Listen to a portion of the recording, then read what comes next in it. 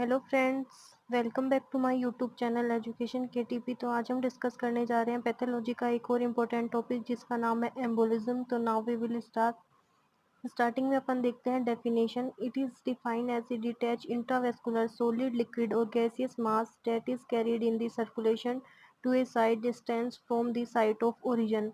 तो एम्बोलिज्म का मतलब क्या होता है? एक डिटैच इंट्रावेस्कुलर सॉलिड लिक्विड और गैसियस मास होता है जो सर्कुलेशन के थ्रू इसकी साइट ऑफ ओरिजिन से दूसरी साइट तक डिस्टेंस कवर करता है। It is process of partial और complete obstruction of some part of the cardiovascular system by any carried mass in circulation. कोई भी कैरीड मास को सर्कुलेशन के थ्रू ये कार्डियोवैस्कुलर सिस्टम में वो जाता है जिसकी वजह से पार्शियली और कम्प्लीटली ऑब्स्ट्रक्शन हो जाता है। 90% जो एम्बोलाई है आर थ्रोम्बो एम्बोलाई होते हैं। उसके बाद हम एम्बोलिज्म के टाइप देखते हैं जिसके अंदर फर्स्ट है थ्रोम्बो एम्बोलिज्म जो most common type of embolism है। उसके बाद देखते हैं atrial embolism, fat embolism, air embolism and amniotic fluid embolism. उसके बाद हम एम्बोलिज्म के क्लासिफिकेशन देखते हैं। क्लासिफिकेशन किया गया है वो अलग अलग पॉइंट के आधार पर किया गया है। फर्स्ट है depending upon the matter in the emboli, कि जो एम्बोलाई है उसके अंदर कौन सा मैटर यूज हुआ है, कौन सा मैटर प्रेजेंट है, उसके अकॉर्डिंग उसका क्लासिफिकेशन किया गया है। जिसके अंदर फर्स्ट है solid emboli, second liquid emboli, third gaseous emboli.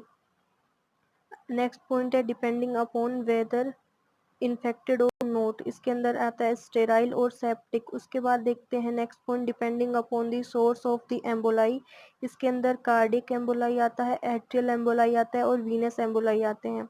उसके बाद हम आगे देखते हैं थ्रोम्बो एम्बोलिज्म, जो मोस्ट कॉमन टाइप था एम्बोलाई का या फिर एम्बोलिज्म का। थ्रोम्बो एम्बोलिज्म के अंदर आता है it is a detach thrombus और part of thrombus constitute the most common type of embolism. एक डिटैच थ्रोम्बस होता है जो most common type of embolism है। It may be either atrial, systematic और वीनस। ये मे बी सिस्टमेटिक मतलब atrial भी हो सकता है और वीनस भी हो सकता है। उसके बाद हम देखते हैं most 80% arise from intracardiac neural thrombi. जो थ्रोम्बो एम्बोलिज्म है वो 80% अराइज होता है इंट्राकार्डिक न्यूरल थ्रोम्बाई से।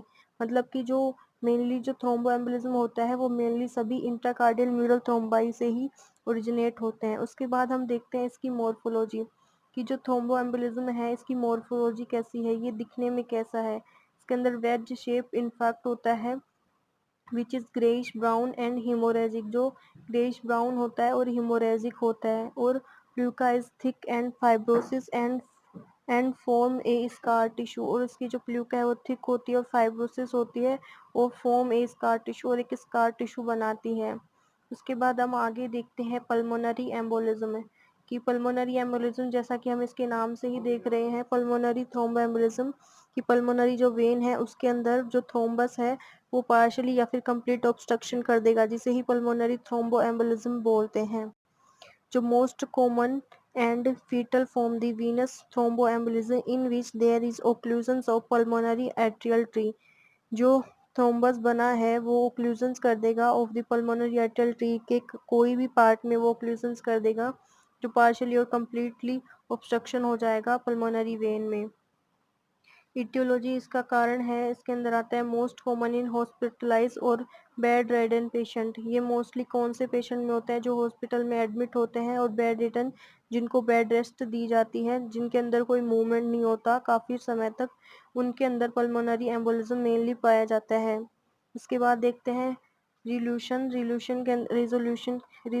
के अंदर आता है vast majority of small pulmonary emboli 60 to 80% are resolve by fibronotic activity, fibrinolytic activity.